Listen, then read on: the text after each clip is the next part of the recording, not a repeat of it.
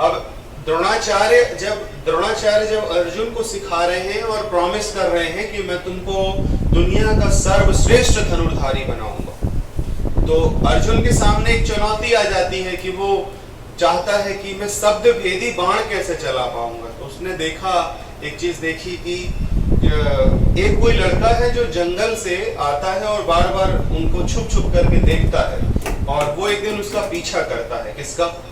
उस लड़के का। तो वो पीछे जाता है, फिर देखता है कि जंगल में एक ऐसा उसने बना रखा है कि जहां पर उसके गुरु की मूर्ति बनी हुई है, द्रोणाचार्य की। तो उनके दोनों के बाद संवाद होते हैं, एकलव्य का और अर्जुन का, और वो पूछता है कि तुम्हारा गुरु कौन है, अब मुझे परिचय दो। उसने बताया कि गुरु द्रोणाचार्य ही मेरे गुरु हैं, मैंने गुरु द्रोणाचार्य से ही सब सारी चीजें सीखी हैं, और शब्द भेदी बाण चलाना सीख रहे हो अर्जुन, तो सीख जाओगे। मैंने भी अभ्यास से सीखा है, लगातार करना पड़ेगा, गुरु जी का आशीर्वाद लेना पड़ेगा, द्रोणाचार्य के आशीर्वाद से मैंने सीखा। तो उसको ये सब सारी चीजें विश्वास नहीं होती हैं। फिर एक और उसमें खास बात ये होती है कि बहुत सारी चीजें हम अभ्यास के माध्यम से सीख सकते हैं। खास बात पहली क्या है? अभ्यास के माध्यम से। द्रोणाचार्य से जब वो पूछता है कि गुरुजी मैं कैसे सीख पाऊंगा, मैं क्यों नहीं सीख पा रहा हूं, मैं क्यों नहीं कर पा रहा हूं, तब द्रोणाचार्य उसको एक चीज समझाते हैं कि देखो, अगर कोई पात्र पहले से जल से अगर भरा हो तो उसमें अलग से अगर पानी डाला जाए, अलग से जल डाला जाए, तो वो बह जाएगा, उस पात्र में समाएगा नहीं। आपके मस्तिष्क में पहले से आप अगर एक्स्ट्रा चीजें भर के रखे हो, तो आपका गुरु आपको कुछ भी चीजें अगर आपके पात्र में उड़े लेने की कोशिश करेगा, तो वो चीजें समाएंगी नहीं, वो तो पहले ही बाहर निकल जाए, क्योंकि आप पहले से ही भरे पड़े हुए हो, पहले से काम, क्रोध, लोभ, मोह, अहंकार और अपना एटीट्यूड और ईगो लेकर के बैठे हुए हैं। तो नई बातें जो मैं सिखा रहा हूं वो आपके मस्तिष्क में समाए कैसे? उनको प्रवेश करवाने के लिए पहले तो आपको सबसे पहले अपना एक पात्र खाली रखना पड़ेगा कि सर जो हमको दे रहे हैं हम उसको संचय कर पाए। द्रोणाचार्य ने अर्जुन से भी कहा कि शब्द भेदी बाण चलाना इतना कठिन भी नहीं है अर्जुन, आपको सिर्फ अपने मन को केंद्रित करना पड़ेगा। जब बाहर का शोर ना सुनाई दे, अंदर का शोर बिल्कुल शांत हो, और तुमको सिर्फ एक चीज दिखाई दे रहा हो, एक चीज सुनाई दे रहा हो कि तुमको लक्ष्य पर तीर छोड़ना है, सिर्फ तुमको वही ध्वनि सुनाई दे रही हो जहां पर तुमको अपना तीर छोड़ना है। अंदर का पहला जो शोर है ना, गुस्सा है, क्रोध है, लोभ है, अहंकार है, वो जो तुम्हारे अंदर एक गुस्सा सा भरा हुआ है, एटीट्यूड जो भरा है, पहले उसको शांत कर लो। अगर एटीट्यूड को कंट्रोल कर पाए अर्जुन, अपने क्रोध को अगर संतुलित कर पाए अर्जुन, तो तुम जीत जाओगे। कर्ण के सामने 3 चुनौतियां परशुराम ने रखी कि अगर इनमें सफल हुए, आई वुड एडमिट यू, मैं तुमको स्वीकार कर लूंगा अपना शिष्य, और फिर जब मैं स्वीकार ही कर लूंगा तो पूरे ब्रह्मांड में शिव के अलावा, भगवान शिव के अलावा तुमसे श्रेष्ठ धनुर्धारी कोई नहीं रहेगा। अगर मैंने तुमको सिखा दिया तो वो ऐसी 2 चुनौतियां जो बहुत खतरनाक सी हैं, उसमें वो पास हो जाता है। तीसरी चुनौती के बारे में सीधे सीधे मैं आपको बताता हूं। हालांकि उन 2 चुनौतियों के बारे में बताऊंगा तो समय ज्यादा लग जाएगा, इसलिए मैं तीसरी चुनौती के बारे में बता दूं, जो अंतिम चुनौती थी कर्ण के सामने, कि परशुराम, भगवान श्री परशुराम ने उसके सामने एक पत्थर उछाला आकाश में और कहा कि तुम्हारे पास 3 ऑप्शन है, 3 बाण है, तुम 3 बार ट्राई कर सकते हो, इसको भेदना है जो आकाश में चिड़िया की तरह उड़ रहा है। तो वो अपने अभिमान में है, अपने ईगो में है, मैं जरूर करूंगा, मैं जरूर कर लूंगा। संतुलन बिल्कुल अलग चीज है। उसने उठाया अपना धनुष बाण और चढ़ाई प्रत्यंचर खींचकर तीर को छोड़ा, असफल हुआ। दूसरी बार किया, असफल हुआ।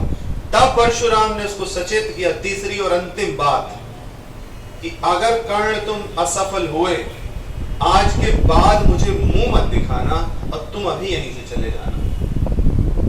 और जैसे ही वो प्रत्यंचा खींच रहा है, तब परशुराम उससे कह रहे हैं कि क्रोध को नियंत्रित करो कर्ण, ये अंतिम मौका है। क्रोध को नियंत्रण करो, क्योंकि उसके अंदर बहुत सारा क्रोध आ जाता है कि आखिर मैं कर क्यों नहीं पा रहा।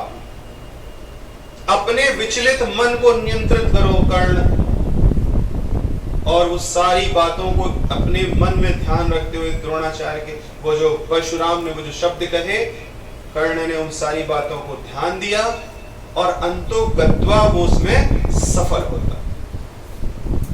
आकाश में उड़ते हुए एक पत्थर को, एक चिड़िया को वो भेद सकता है। अर्जुन सिर्फ क्या कर रहा है, पेड़ में बैठी हुई चिड़िया को केंद्र लक्ष्य बना करके भेद पा रहा है। तो आप अपना लक्ष्य ठीक से देख पा रहे हो कि नहीं? कर्ण बार बार क्यों असफल हो रहा है, हो रहा था? क्योंकि वो अपने क्रोध को नियंत्रित नहीं कर पा रहा था, इसलिए वो सीख नहीं पा रहा था। वो शायद हारते हारते बचा। उसके पीछे तो परशुराम का ही आशीर्वाद था जो उसको सफल हुआ। तो हम जीवन में बहुत सारी योग्यता होने के बाद भी असफल हो जाते हैं, क्योंकि हम सिर्फ अपना क्रोध और एटीट्यूड नियंत्रण नहीं कर पाते। हमको जरूरत है कुछ चीजों में सुधार करने की। मैंने आप सबको कहा है कि देखिए, बहुत सारी आदतें बदलनी होंगी, पुरानी आदतों को छोड़ना होगा। तब हम पुरानी आदतों को जब छोड़ जाएंगे, हमारा पात्र खाली रहेगा, और गुरुजी से जब हम टीचर से अपनी नई बातें सीखेंगे, तब वो बातें हमारे पात्र में समा पाएंगी। कभी कभी आपको नेगेटिविटी सी फील होगी, लेकिन घबराना नहीं है। मैंने आपको 100 बार समझाया है कि हार नहीं मानना है, रण नहीं छोड़ना है, अभ्यास करना है। एकलव्य बता रहा है अर्जुन को, क्या कह रहा है कि सीख जाओगे जैसे मैं सीख गया, लेकिन तुमको फॉलो करनी पड़ेगी द्रोणाचार्य की, अपने गुरु की बातें, और ये सब कुछ अभ्यास से होगा। द्रोणाचार्य ने अर्जुन से क्या कहा कि जब तुमको अंदर का जितना भी शोर है, अगर आप उसको कंट्रोल कर पाए, बाहर का जो एक्स्ट्रा अवांछनीय जो शोर है अगर वो सुनाई न दे, सिर्फ तुम्हारा ध्यान कहां पर केंद्रित हो जाए। अगर आप उड़ती हुई एक मक्खी पर तीर अगर साधना चाहो, तो तुमको सिर्फ वही सुनना है।